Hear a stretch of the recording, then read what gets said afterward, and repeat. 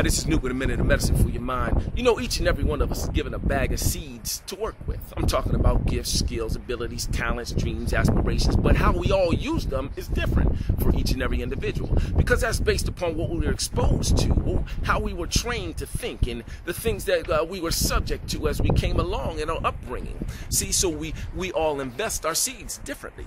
You know the parable of the seeds and the sower, the one that says that, you know, the one guy sowed the seeds on good ground and he got 100% or 100-fold return. The other one sowed it on stony ground and the seeds sprung up real quick and then they died because of the rocks that choked out the roots. And then the other one said he sowed them on the wayside, and birds and animals and even humans probably came by and ate the seeds up and nothing came from them.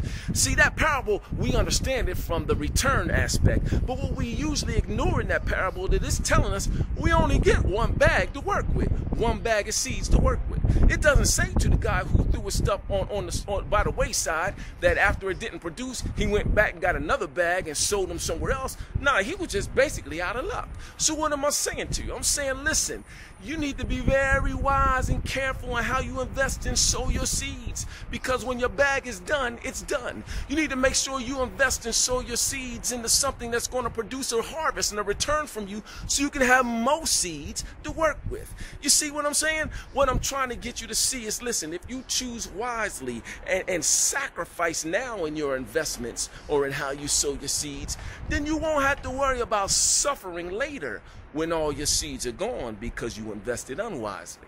This is Newt with a minute of medicine for your mind.